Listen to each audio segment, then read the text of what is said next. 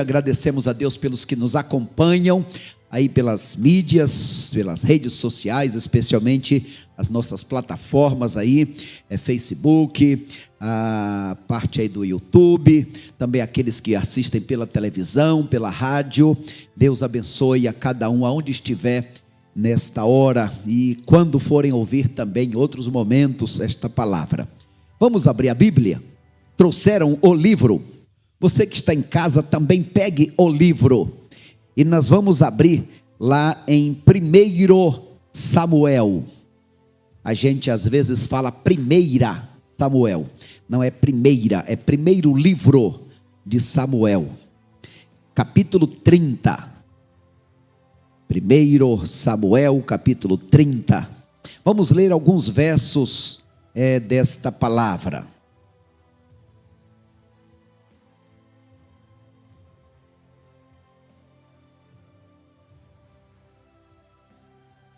Todos encontraram? Quando Davi e os que seguiam chegaram a Ziclag, 3 dias depois, os amalequitas haviam atacado o Neguebe, ferindo e incendiando Ziclag. E haviam levado presas as mulheres e todos os que estavam nela, do mais jovem ao mais idoso, mas não mataram ninguém. Apenas levaram consigo e seguiram o seu caminho. Quando Davi e os que o seguiam chegaram à cidade, ela estava queimada e suas mulheres, seus filhos e suas filhas haviam sido levados presos. Então Davi e a tropa que o seguia choraram bem alto, até ficarem sem forças para chorar. As mulheres de Davi também foram levadas presas. Ainoã, a Jezreelita, e Abigail, aquela que foi mulher de Nabal, o carmelita, que veio a morrer.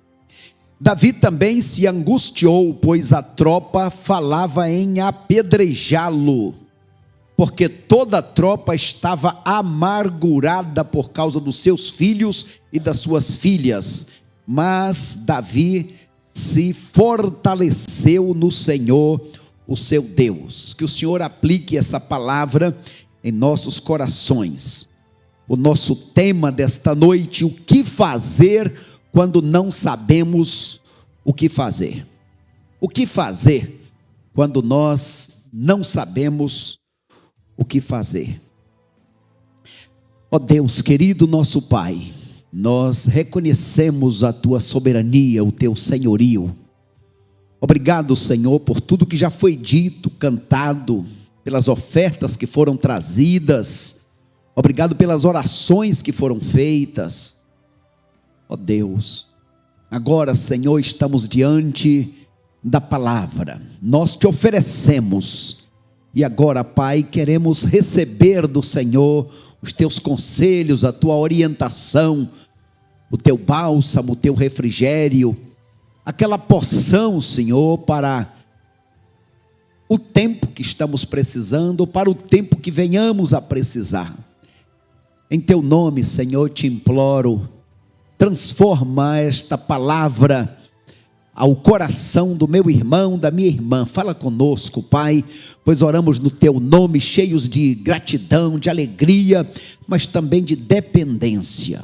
Oramos no teu nome, amém, Senhor, amém, Pai. Meus amados irmãos, este capítulo 30 é o fechamento de uma história que começa lá nos capítulos 26, por aí, quando Davi, ele vem sofrendo vários ataques por parte de Saul. Saul, o sogro, com inveja, tenta matar a Davi, e já tinha usado várias formas, lançando flechas, perseguindo, e Davi vai fugindo, largou tudo e foi viver nas montanhas, nas rochas, e foram se ajuntando a ele homens vadios, homens perseguidos pela justiça, homens que mataram. Estes homens foram se juntando a Davi, foram sendo lapidados e estes homens se transformaram no exército de Davi. 600 homens. E estes 600 homens, onde Davi ia, eles iam juntos e eles eram vencedores. Mas certa vez, Saul saiu mais uma vez e Davi viu a morte de perto. Deus livrou a Davi, é verdade, mas Davi disse: eu não estou fazendo bem, eu vou fugir daqui. Tem hora na vida que a gente precisa dar um passo atrás. Davi se afastou e foi para a terra dos filisteus. Bem, todos os filisteus sabiam que era Davi, porque Davi, quando era um menino, matou o gigante Golias. As mulheres de Israel diziam: Saul matou 1000, mas Davi matou 10 milhares de filisteus. Então o Davi era alguém conhecido, era alguém temido. Mas esse Davi chega lá na casa de um dos reis filisteus e diz: olha, eu estou precisando de ajuda, vim aqui buscar afago, amparo, vim buscar residência. O rei Aquis, um dos reis dos filisteus, aceitou Davi, deixou Davi morar na cidade dele por quase um ano. Depois Davi disse: olha, seria bom eu ir para uma cidade sob o seu controle, mas que eu possa ficar com o meu povo. Aquis deu para ele a cidade de Ziclag. E Davi passou a ser uma espécie de guarda de honra do rei Aquis. Qualquer guerra, o rei Aquis tinha um homem de confiança. Quem era? Davi.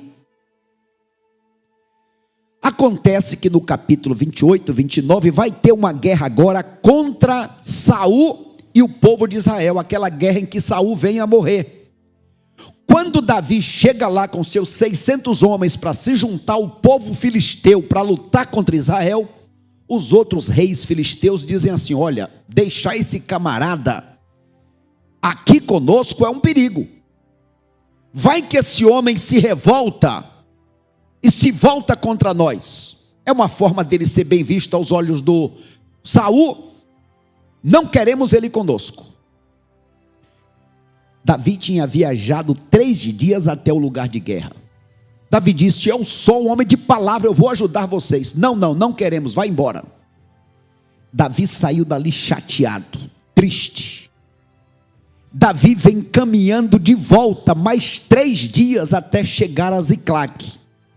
Quando Davi chega a Ziclag, em 1 Samuel capítulo 30, Davi encontra o lugar que era lugar de aconchego, a sua casa, a sua cidade, onde morava a sua família e a família daqueles 600. Davi encontra a cidade incendiada. Davi encontra tudo destruído. Os animais foram levados, as suas famílias foram levadas. E agora aquele lugar ali, que era um refúgio, o lugar do descanso, agora se tornou lugar do tormento, o lugar da crise, o lugar do vazio. Realmente, Davi encontrou o caos. E quando ele encontrou aquela situação tão difícil, a Bíblia diz que eles começaram a chorar. A chorar bem alto. Estou falando de soldados, homens acostumados aos baques da vida. Mas eles desmoronaram e começaram a chorar, aquele choro descontrolado, aquele choro grito.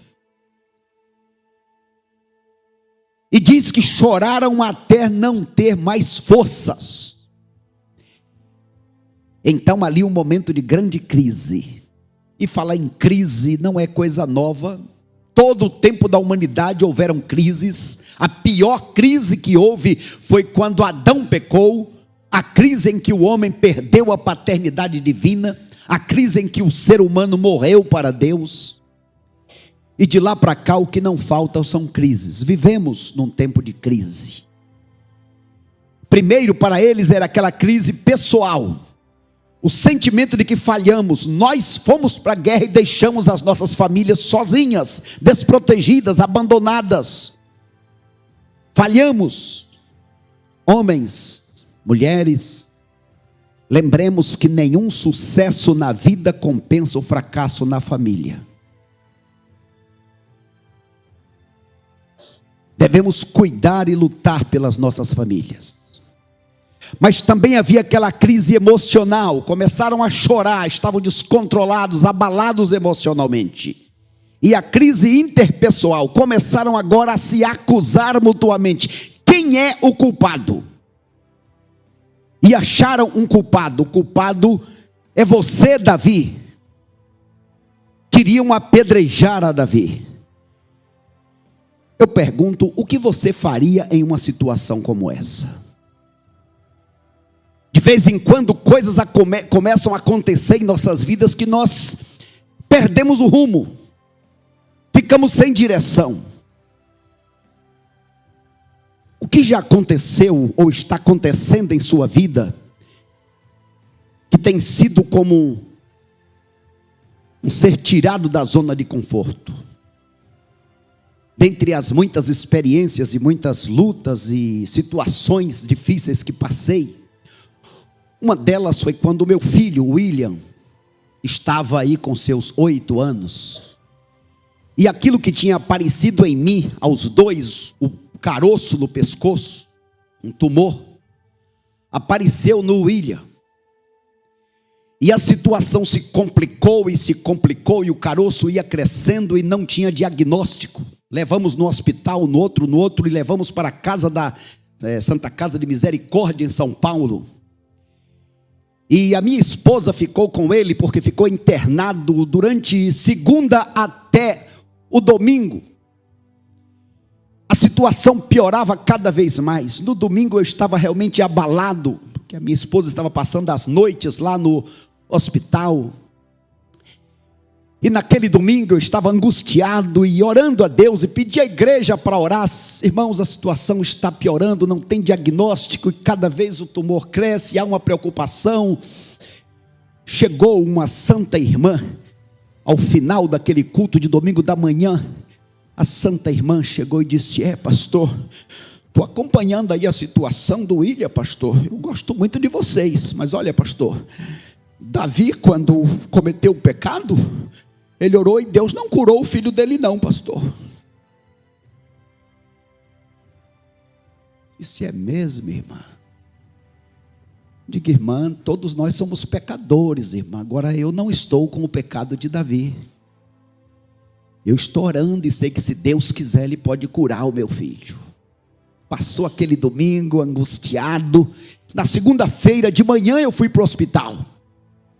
Chegando no hospital, por volta das 11, a cama do William, a cama que ele está, o quarto, tinha por volta de 16 médicos ao redor.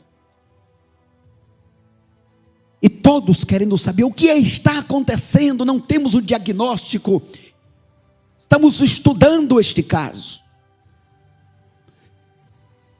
E eles disseram para mim e para minha esposa: olha, pelo menos pelos próximos 15 dias ele terá que ficar aqui. Ouvimos aquela palavra, os médicos saíram. Eu disse para a esposa: então eu vou para casa, vou pegar algumas coisas e você então volta, e eu venho aqui umas 5 horas para poder ficar à noite agora essa semana. Quando eu volto para casa nessa segunda-feira, aquela angústia e aquela luta e aquela angústia, o que fazer, o que fazer, o que fazer. Antes de entrar em casa para pegar as roupas, entrei direto da igreja e caí no chão. E fiquei ali no chão. Deus tem misericórdia, Deus tem misericórdia, Deus tem misericórdia. E fiquei ali em oração, em oração, em oração. Depois de um tempo de oração, me levantei, sentei no banco, sentei no outro, e aí me veio uma palavra. Não é assim que se lê a Bíblia. A Bíblia se lê como que lê uma carta, do começo ao final. Mas naquele momento me veio uma palavra: abre a Bíblia. E eu abri a Bíblia e caiu num versículo que eu nunca assim tinha chamado a atenção. Mateus 8, verso 7. Eu irei e o curarei. Amém, Senhor. Eu recebo essa palavra, Senhor. Eu creio. Amém, Senhor. Amém. Agradeci a Deus. Entrei em casa, peguei as roupas e fui, como tinha combinado para chegar por volta das 5 horas. Quando eu chego na porta do hospital, do lado de fora, quem está em pé esperando? A minha esposa e o William. O que houve?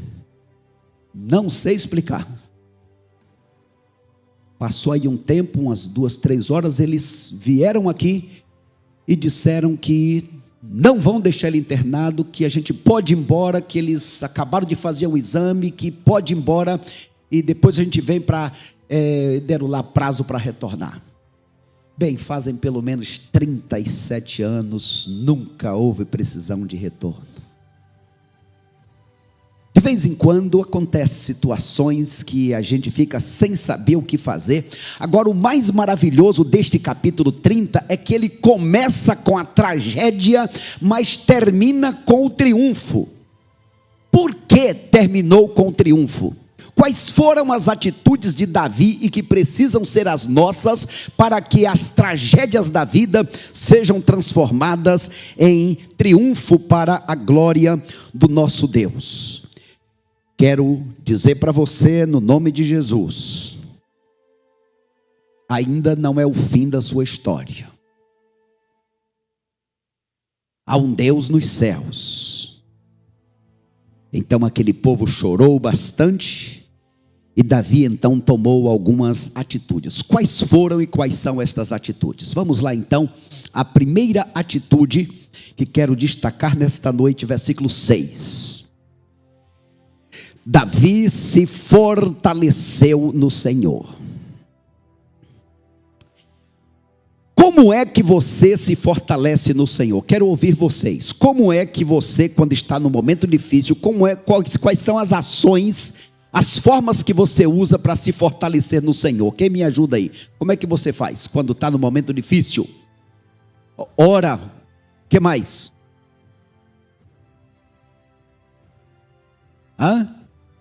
Lê a Bíblia. O que mais? Se humilha. Apresenta para Deus a situação, como é que está se sentindo? Se quebranta. O que mais? Tem gente que canta. Davi, diz o texto, se fortaleceu no Senhor. Por exemplo, lá em Jeremias no capítulo 3 de Lamentações, ele diz assim: olha, parece que eu estou mastigando pedras. Alguém aqui já mastigou, sentiu pedra no dente? Ele diz: a situação para mim está assim. Ele vem contando como é que está a situação dele. Aí, no meio desta tragédia, ele diz: então eu trouxe à memória aquilo que me dá esperança. Ou seja, eu passei a me lembrar daquilo que Deus já fez no passado. E aí, eu estou me lembrando que as misericórdias do Senhor se renovam a cada manhã. Uma das formas de se fortalecer é lembrar do que Deus já fez. Lembrar do que Deus já fez. Asaf, capítulo 73, ele vem dizendo que a situação está difícil, porque os ímpios prosperam, porque os servos de Deus sofrem. Eu não entendo, não compreendo, Deus nos abandonou, Deus não está sendo justo. E ele vai ali mostrando um sentimento de derrota. E então ele toma uma decisão, a decisão dele é de ir na igreja. 73, verso 18. Quando eu entrei no templo do Senhor, aí os meus olhos se abriram, eu percebi a situação que eu estava sendo como um animal, sem raciocinar. Deus, agora eu entendo, agora eu entendo que esses tais aí que parecem estar prosperando, na verdade eles estão numa pedra escorregadia. Quando menos esperar, eles vão cair na destruição. Deus, me perdoe, Deus, eu estava agindo como um animal, me perdoe. Da mesma forma, Isaías, quando seu primo Uzias morreu, ele ficou angustiado, depressivo. Por que Deus não curou meu primo Isaías, o grande rei, a minha referência, meu ídolo? Por que Deus não curou? Aí ele também vai ao templo. E a Bíblia diz que quando ele chega lá, ele vê a glória de Deus, ele abre os olhos, abre o coração, abre a alma, e ele percebe que Deus está perto. Meus irmãos, nas horas difíceis, o conselho de Deus, conselho da palavra, como diz Paulo, em Efésios, ele diz: fortalecei-vos no Senhor e na força do seu poder. Eu tenho um salmo entre os muitos, eu tenho o Salmo 131. Sabe o que diz lá, irmã Josefa? Salmo 131. Senhor, eu não me ocupo com assuntos difíceis demais para mim, aqueles que estão além da minha capacidade de resolver. Pelo contrário, Senhor, eu, assim como a criança que acabou de mamar, eu faço sossegar a minha alma para comigo. Tem coisa, irmã Fernanda, que é Deus que faz, mas tem coisa Deus espera que a gente faça. Davi se fortaleceu. A palavra diz: fortalecei-vos, não é Deus vos fortaleça. Ele vai fazer isso quando você busca, você se quebranta, você se coloca à disposição dele. De forma que diz o texto que Davi se fortaleceu no Senhor. Existe uma palavra do hebraico shazak, que significa fortalecer, prevalecer, ser corajoso, se reanimar. Em nome de Jesus, eu quero que você guarde no seu coração nesta noite: há uma saída, tem jeito. Fala para a pessoa do lado aí: há uma saída, tem jeito. Há uma saída, tem jeito. Agora, lamentavelmente, muitas pessoas, nas horas difíceis, buscam ajuda nas terapias, buscam se reanimar, se fortalecer nos exercícios físicos, nas amizades. São coisas boas, mas Davi naquela hora não recebeu ajuda de ninguém. Davi foi direto a Deus, pediu misericórdia. Há outros que nas horas difíceis se embrenham pelos caminhos das drogas, das bebidas alcoólicas, se enveredam pelos caminhos, muitas vezes, das baladas, de práticas que só afundam mais. Meus amados irmãos, intimidade se adquire no individual. Vamos dizer juntos? Intimidade se adquire no individual. É por isso que alguns dizem: então é só o individual, entra no teu quarto, então eu não preciso de igreja. Não, você se fortalece, busca intimidade no individual, e aí você vem para a igreja para poder pregar com coragem, você vem para a igreja para cantar com alegria, vem para a igreja para adorar a Deus, vem para a igreja para entregar de volta, como gratidão o que Deus te deu, vem para a igreja para fortalecer, animar outros irmãos. Davi se reanimou. Por quê? Porque o seu time de futebol ganhou? Porque Davi se reanimou. Ele se fortaleceu por quê? Porque ganhou na loteria, assistiu uma palestra de autoajuda. Davi se fortaleceu no Senhor. Eu pergunto nesta noite: você precisa se fortalecer no Senhor em que área da sua vida? Como está a área familiar? Como está a sua vida profissional? Como está a sua vida cristã?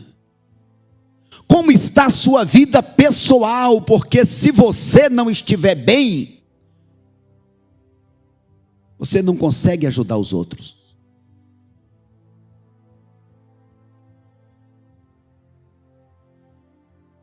Primeiro você precisa estar bem, estar fortalecido, animado, animada no Senhor, para então ajudar outras pessoas. Bem, a primeira atitude de Davi foi essa: se animou, se fortaleceu no Senhor. Segundo lugar, Davi consultou ao Senhor. Tem gente que ora, mas não espera a resposta. Ora, mas toma decisões de iniciativa própria. Davi consultou a Deus: e aí, Senhor, o que é que eu devo fazer? Como eu devo fazer? Eu devo ir atrás desse povo, Senhor? Eu vou conseguir êxito? O que é que eu devo fazer? Meus irmãos, existem pessoas que literalmente quebram a cara, porque tomam decisões primeiro para depois ir a Deus. Se esquecem de Tiago. Ei a vós que dizeis, compramos, vendemos, fazemos isto ou aquilo outro. Ao invés disso, deveríeis dizer, se o Senhor quiser, se for esse o plano de Deus, Deus, qual é a tua vontade para a minha vida?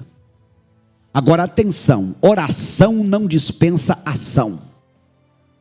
Existem dois perigos, um deles é orar, um deles é agir sem orar. E agir sem orar é presunção, agir sem orar é insensatez. O outro perigo é orar sem agir.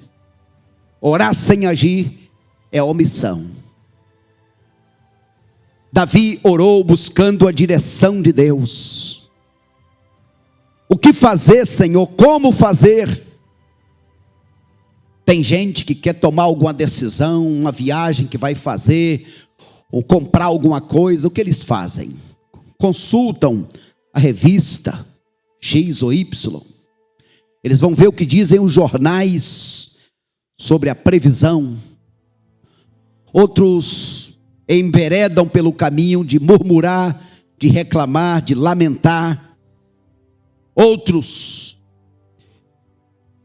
tomam uma atitude de se precipitar, de agir sem buscar a direção de Deus.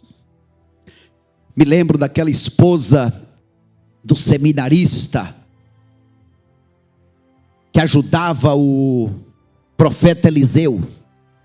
O marido dela morreu, deixou muitas dívidas, e para pagar as dívidas ela tinha que vender os filhos. Segundo Reis capítulo 4. O que fazer? Essa mulher podia fazer muitas coisas, tomar muitas decisões, mas ela resolveu buscar o servo de Deus, buscar Eliseu. E Eliseu poderia dar para ela muitas opções. Vou te dar essa oferta, ou eu vou fazer uma campanha com os outros seminaristas para a gente levantar o valor, ou irmãos da igreja. Mas o profeta perguntou para ela, o que você tem em casa? Não tenho nada, a situação está difícil, só tem um pouquinho de azeite na botija. Ok, é isso que você tem? Ok, é com isso que Deus vai usar, que Deus vai fazer o milagre. Deu uma ideia que não está escrito, mas olha o seguinte: pede vasilhas emprestadas, enche as vasilhas com o azeite que não vai acabar. Com este azeite você paga as dívidas dos seus filhos, as dívidas que vocês têm, e vai viver do resto. Eu pergunto, irmão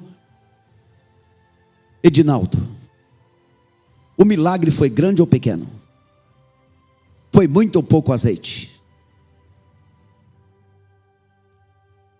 Eu não sei o que teria acontecido com aquela mulher, mas o fato é que ela resolveu buscar a direção de Deus. Meu amado irmão, minha amada irmã, nas horas difíceis, antes de tomar qualquer decisão, busque a orientação de Deus.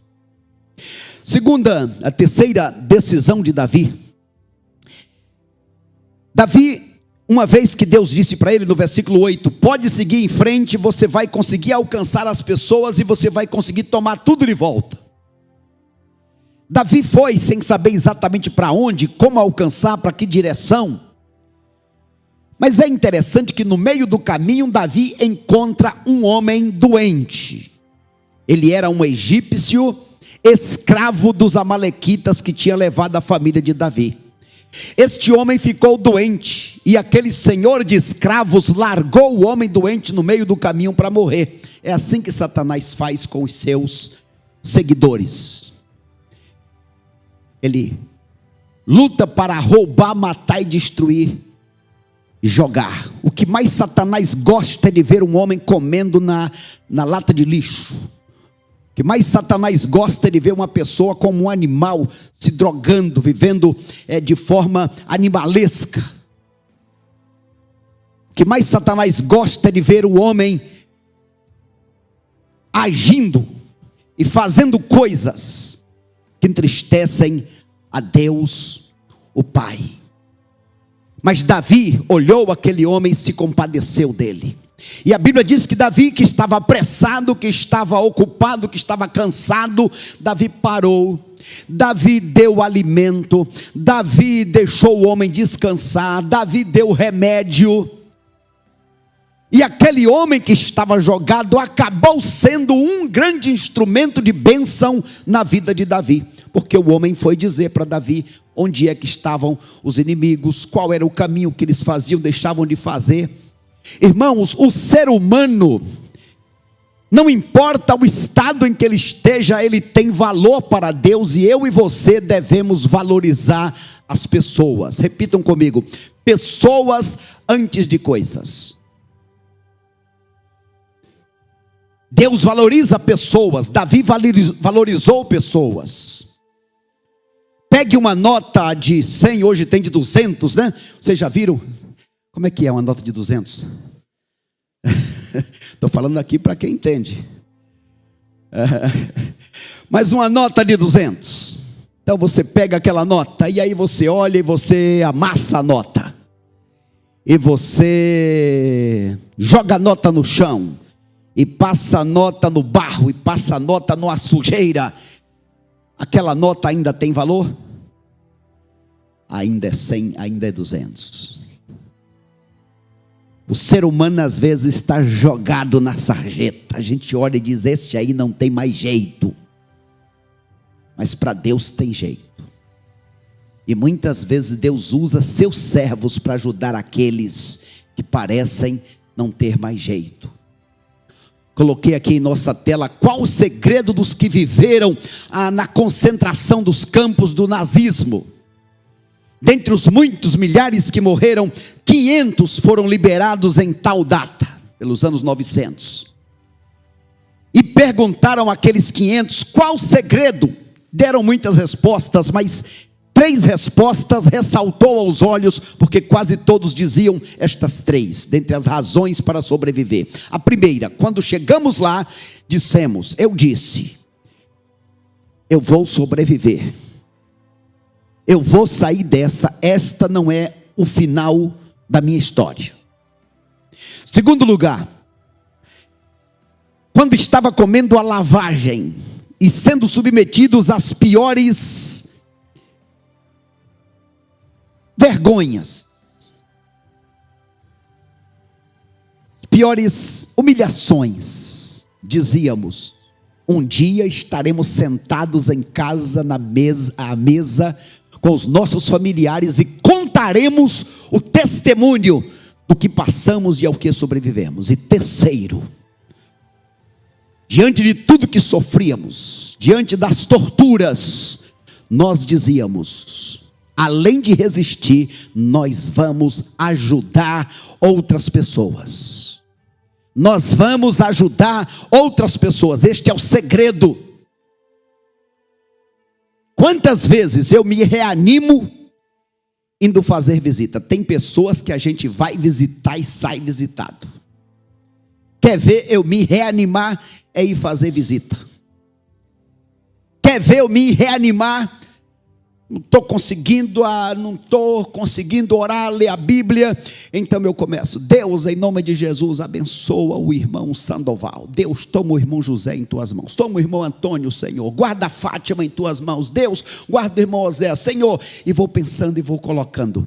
Irmãos, vem uma alegria, vem um ânimo, vem uma força. Busque formas para se fortalecer no Senhor. Então busque a saber o que Deus quer que você faça. Ajude pessoas que você possa ajudar. E aí, quarto lugar, mesmo direcionados por Deus, mesmo com a promessa de que iriam vencer, ainda assim tiveram que lutar. Amada igreja, amigos, irmãos, em lugar nenhum na Bíblia Jesus promete vida sem problemas, sem lutas. Pelo contrário, como é que ele disse? No mundo tereis aflições, mas tende bom ânimo, porque eu venci e vocês também vencerão. Irmão Ivanildo, quando o senhor é submetido às pressões da vida, como é que o senhor reage? Como é que você reage na hora difícil da vida? Porque tem hora que a gente não tem força nem para buscar a Deus. Coloquei ali 3 figuras. Como é que a cenoura reage na hora que a gente coloca ela dentro da água fervendo? Quem sabe? Colocou a cenoura na água fervendo, como é que ela reage? Amolece. E o ovo? Quando coloca o ovo dentro da água fervendo, como é que ele reage? Endurece. E o café, o pó de café? Quando coloca o pó de café dentro da água fervendo, Douglas, o que é que acontece? O que acontece?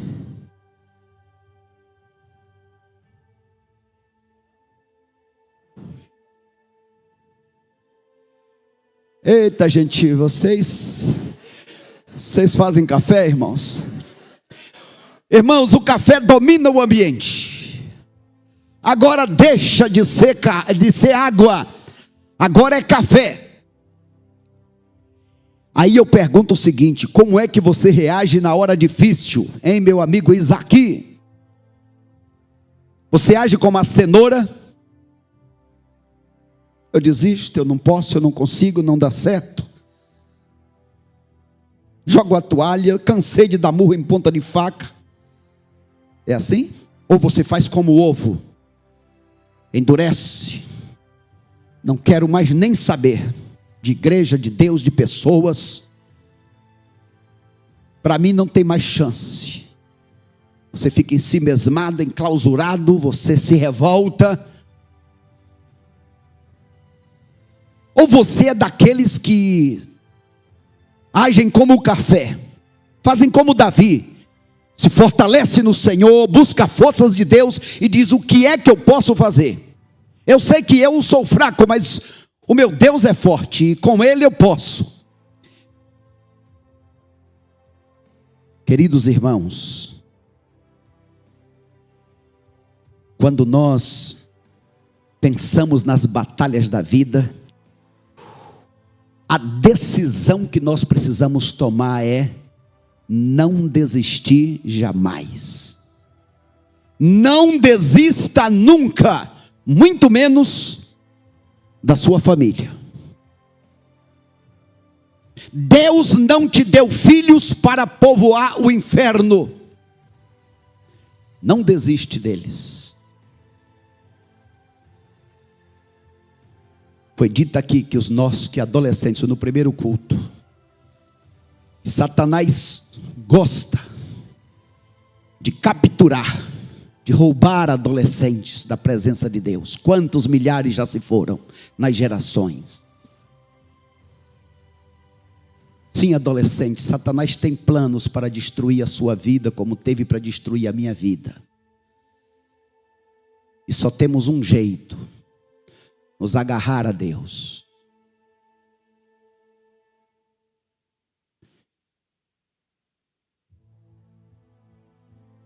Bem, a situação se complicou. Aqueles 600 homens que viajaram 3 dias para a guerra, voltaram 3 dias, chegando a Ziclag. Agora viajaram mais quilômetros e quilômetros e quilômetros, e no meio do caminho encontraram um lugar, um ribeiro, e 200 deles disseram: estamos cansados demais, nós não vamos prosseguir. Nós desistimos, nós jogamos a toalha. Porque, irmãos, a nossa atitude humana nas horas difíceis, primeiro, é achar e apontar um culpado, como fizeram com Davi. Hoje virou moda, né? Qualquer coisa que acontece, o culpado é Bolsonaro. Tem que ter um culpado. A outra atitude humana, além de culpar alguém, é desistir de lutar, é desistir das coisas que foram levadas. As ovelhas, os bens desistiram, mas também desistiram da família. Aqueles 200 perderam as suas esposas e filhos, e agora resolveram jogar a toalha, resolveram desistir porque estavam cansados. Irmãos, o cansaço é algo comum ao ser humano. Agora é interessante o lugar que eles pararam.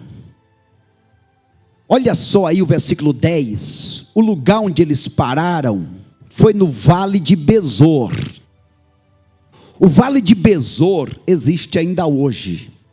Naquele tempo, o Vale de Besor era um lugar onde tinha muitas árvores e águas.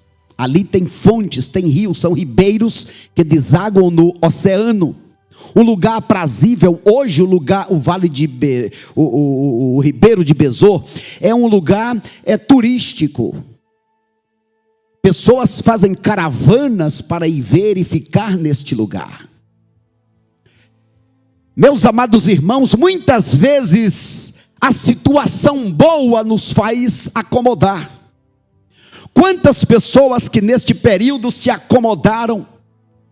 Algumas pessoas, irmãos, que neste período de pandemia desanimaram. O conforto, o comodismo do ficar em casa. Vocês sabiam que a esta altura, depois de 2 anos, tem gente que ainda não voltou para a igreja? Temos ainda membros da igreja que não voltaram. Agora, irmãos, enquanto aqueles 200 ficaram descansando, o que é que estava acontecendo lá no arraial dos inimigos? Verso 16. A palavra de Deus vai nos dizer, lá no verso 16, capítulo 30, verso 16.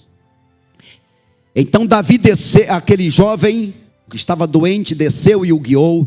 E eles, os inimigos, estavam espalhados sobre a face de toda a terra, fazendo o quê? Comendo, bebendo e dançando, por causa de tudo aquele despojo que haviam tomado da terra dos filisteus e da terra de Judá. O inimigo estava rolando solto, o inimigo estava se aproveitando, quem sabe se preparando para abusar daquelas mulheres. O inimigo não estava deixando por menos, porque o trabalho dele é roubar, matar e destruir. Amados irmãos, convido vocês a olharmos neste texto outras atitudes de Davi. Olha só, versículo 10. Davi não desistiu, mesmo com a metade do exército, agora só 400 homens, 200 ficaram, só 400 foram. Versículos 11 ao 15. Davi indo, ficou atento aos sinais, e ele viu aquele homem doente. O homem se recuperou e Davi viu ali uma oportunidade. Lembre-se, na crise, a pergunta é: qual é a lição? O que é que Deus quer ensinar? Aprenda a tirar vantagem das desvantagens. E aí vem o verso 17: ninguém escapou, exceto uma minoria. De quantos? Quem está lendo o texto aí? Os inimigos todos foram mortos, só escapou uma minoria. De quantos? 400. Uma minoria de 400. Agora eu pergunto aos irmãos: de quantos eram o exército de Davi? 400. Ou seja, o que para eles era uma minoria, era todo o exército de Davi. E foi com esta minoria que Deus deu a vitória para Davi. Versículo 18. Davi tomou tudo de volta. Versículo 21. Agora, quando Davi vem com os 400 e com todo o despojo, coisa grande, ele no meio do caminho encontra os 200. E então ele disse: ah, seus... o quê? Vamos evitar as palavras. Covardes. É bom demais, não é fácil. Não. A Bíblia diz que Davi os saudou com a paz. Davi os saudou com a paz.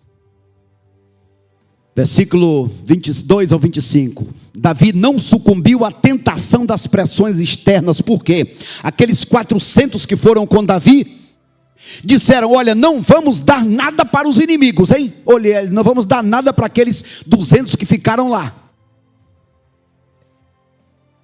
Davi, não vamos fazer isso não. Eles têm as suas limitações, eles ficaram aqui guardando a bagagem, nós vamos dividir. Houve uma discórdia, mas a palavra de Davi ficou firme, porque o líder assume a responsabilidade. Lembra de Arão? Quando Moisés chegou, tinha construído o ídolo, Moisés perguntou: o que foi isso? Arão disse: as pessoas vieram, trouxeram essas coisas, eu joguei no caldeirão e saiu isso aí. Ou como Saul: não fui eu não, é que os homens me forçaram a fazer isso. Líder assume a responsabilidade.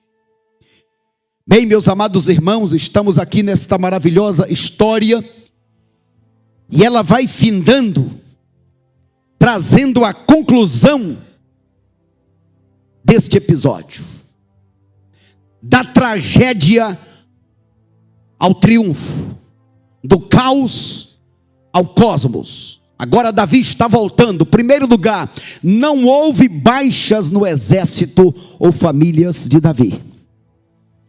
Ele foi com 400, voltou com 400 e os que tinham sido levados, familiares.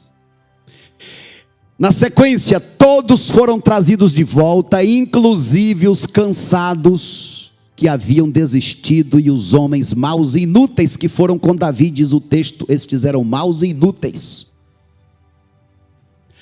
Todos os bens deles e dos outros, isto é, porque quando atacaram Ziclag, já vinham de outras cidades trazendo muitas riquezas.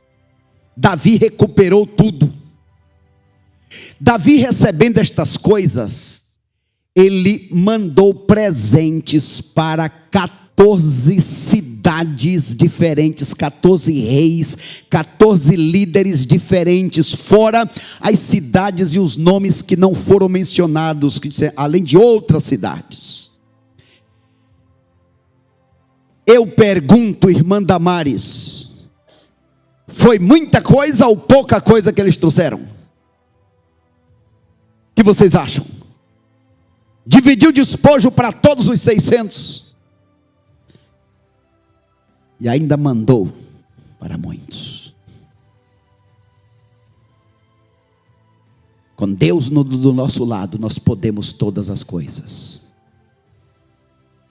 Isso nos lembra lá de Atos 12, quando Herodes aparece como um rei que manda matar Tiago, manda prender Pedro, e o homem está mandando e desmandando. Mas no final do capítulo 12, o homem se exalta demais. Alguém diz assim: esse tal tem uma voz como a voz de Deus, a veste dele é como a veste de Deus, é uma roupa prata com linhas de ouro. E o homem aceitou a glória. E a Bíblia diz que o homem caiu, foi comido pelos bichos, enquanto comido pelos bichos, morreu. Não morreu primeiro para depois ser comido pelos bichos, enquanto estava sendo comido pelos bichos. Portanto, nesta noite, o que eu quero saber é o seguinte: eu quero saber quem é você neste episódio. Neste episódio, quem é você? Você é alguém que está passando por crises, que está vendo o seu mundo virado de cabeças para baixo? Você é alguém de quem você está fora da zona de conforto? É essa a sua situação? Como daqueles soldados quando chegaram? Ou você é alguém que está buscando um culpado? Tem alguém culpado? No geral, não sou eu. O culpado é sempre o outro. Conhece o livro que escreveram para casais? O nome do livro é O Diabo é o Outro. Ou você é a pessoa que está buscando se fortalecer no Senhor? É isso? Você é alguém que está cansado e desistindo? É esse o seu caso? Ou será que você é alguém que se sente doente como aquele rapaz abandonado, jogado no caminho? Eu fiz tudo e não fui reconhecido, não fui reconhecida. Ou você é alguém que mesmo sem condição, como aquele rapaz caído, doente, prestes a morrer, acabou se tornando uma bênção para as pessoas que o ajudaram? Ou você é alguém que não desiste de Deus, não desiste de si, ali é si com i, né? Não desiste de si, não desiste da família. Você é essa pessoa? Você é a pessoa que uma vez abençoado, abençoada por Deus, é alguém que divide, é alguém que compartilha, é alguém que abençoa? No encerramento da mensagem desta noite, eu quero relembrar a você que Jesus é o nosso grande ribeiro de Besor. Na caminhada da vida, muitas vezes, estamos cansados, estamos sem forças, como Elias, muitas vezes. E a pessoa cansada faz coisas impensadas, como Esaú, que vendeu o seu direito de primogenitura. Não quero cozinhar, me dá um pouco dessa comida que eu te dou aí a minha primogenitura.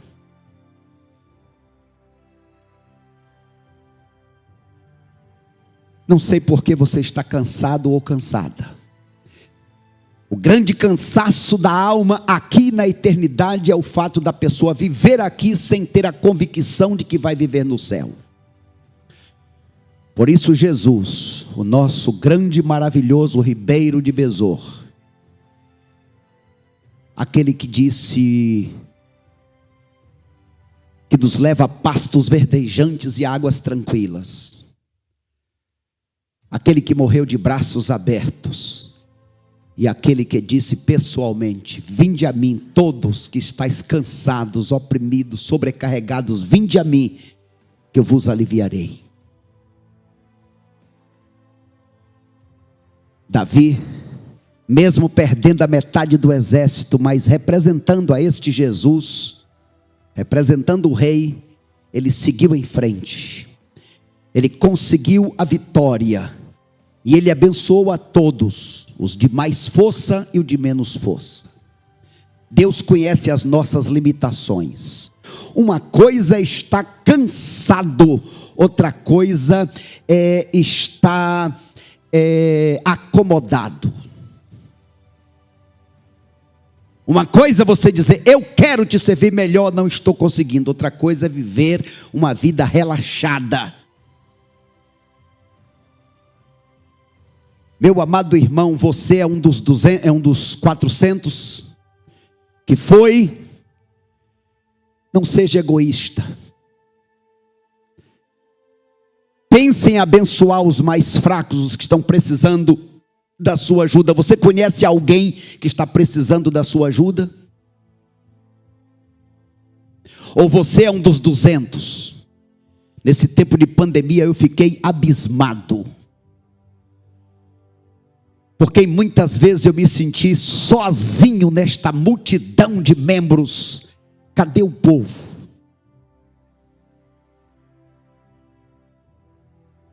Pela misericórdia de Deus, alguns valorosos mantiveram ombro a ombro.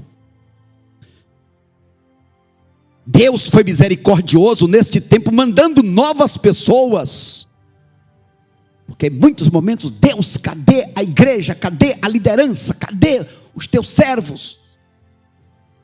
Sim, eu sabia que o momento era de risco. Culto domingo passado, um irmão falou aqui que eu fui na casa dele, quando ele estava com a Covid, ele contando a experiência e ressaltando ali, porque eu tinha ido. Mas irmãos, ali, sim, havia medo. Deus sabe o medo. E as minhas palavras eram como as palavras do Charles Spurgeon: tempo da peste negra, que ele dizia: Deus, eu não quero ser um homem que tenta ao Senhor fazendo o que eu não devo, mas também eu não quero ser um omisso diante das necessidades. E aquele irmão estava precisando, e eu precisei entrar, como fui em vários lugares, em tantos momentos. De fato, entrei com medo, saí com medo e continuei com medo, e dizendo: Deus, a minha vida está nas tuas mãos. De vez em quando, o que é que você pode fazer por alguém que está precisando? Mas talvez você seja um destes 200, que ficou ali no comodismo, parado naquele lugar gostoso. Aqueles 200 não foram inúteis, eles estavam tomando conta da bagagem. Por exemplo, muitos destes irmãos que não estavam aqui naqueles grandes cultos durante quase 2 anos, cadê só bancos vazios? Estes irmãos estavam ali mantendo a igreja financeiramente. Tivemos as maiores entradas da vida da igreja neste período. Então, meus irmãos, há um Deus maravilhoso, que Ele espera que cada um de nós façamos a nossa parte. Que Deus nos ajude. Amém, meus irmãos? Amém.